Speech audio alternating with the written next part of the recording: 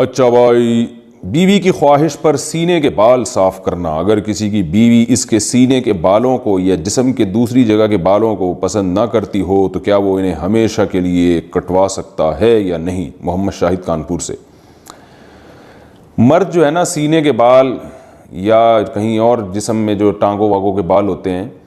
یہ تو مردوں کے ہوتے ہی ہیں، اور ہم نے کبھی نہیں دیکھا صدیوں تک مردوں نے ان کو کاٹنے کی کوشش کی، اور کبھی بھی نہیں۔ یہ مردوں میں رواج چل پڑا ہے ان بالوں کو کاٹنے کا۔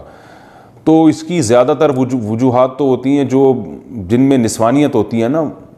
وہ یہ بالوں کو کاٹتے ہیں، ورنہ مرد تو نہیں کاٹتے یہ بال، تو ہمیشہ سے رکھتے ہی آئے ہیں۔ جو اللہ نے قدرتی طور پہ مردوں کو سینے پہ بال دیے ہیں یا ٹانگوں پہ بال دیے ہیں، تو وہ خواتین کی طرح وہ بھی شروع ہو گئے ہیں آج کل بالوں کو صاف کرنا۔ تو پتہ نہیں کیا مقصد ہے ان کا۔ بعض مرد یہ کہتے ہیں کہ ہمارے سینے کے بال اتنے زیادہ بڑے ہو جاتے ہیں کہ اس میں پسینہ جم جاتا ہے، بدبو آتی ہے، تو بھائی روز نہا لیا کرو۔ لیکن بہرحال ان بالوں کے کاٹنے یا نہ کاٹنے کے بارے میں ہمارے پاس شریعت میں کوئی واضح حدیث یا قرآن کی آیت موجود نہیں ہے۔ اتنی بات ہے کہ تغییر خلق اللہ کی تخلیق کو بگاڑنا یہ حرام ہے۔ تو کوئی مرد اگر نسوانیت کے لیے، عورت بننے کے لیے، کہ میں لیڈیز تھوڑا ذرا سا ایسا چمکتا ہوا نظر آؤں،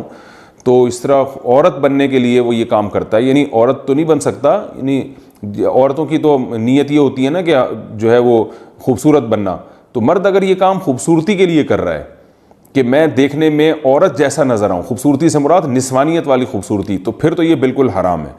لیکن اگر اس کی کوئی اور مسئلہ ہے، جیسے باڈی بلڈر وہ اس لیے کرتے ہیں، ان کو مقابلے میں اپنے کٹس وٹس دکھانے ہوتے ہیں، ہمیں تو یہ کام بھی بڑا بیہودہ سا لگتا ہے۔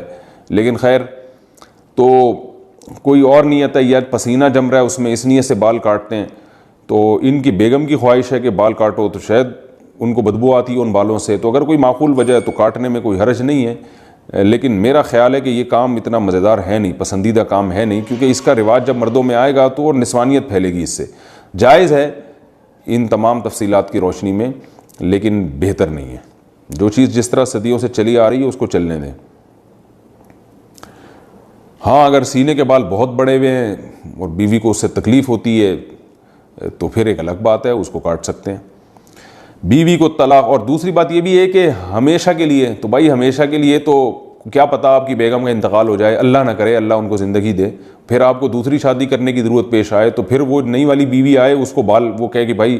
مردوں کے تو بال ہوتے ہیں جسم پہ، آپ کے تو بال ہی نہیں ہیں، مجھے تو ایسا آدمی چاہیے جو جس میں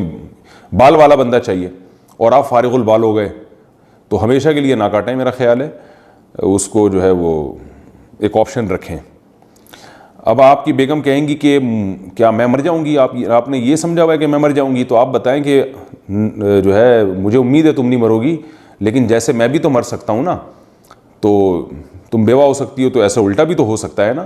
تو آپ ان سے کہیں کہ 50% میرے مرنے کے امکان ہے، 50% تمہارے مرنے کے، بلکہ اور احتیاط میں یوں کہیں کہ بیگم 75% میرے مرنے کے امکان ہے، کیونکہ میں نے زیادہ تر عورتیں بیوہ ہوتے دیکھی ہیں، مردوں کی بیویاں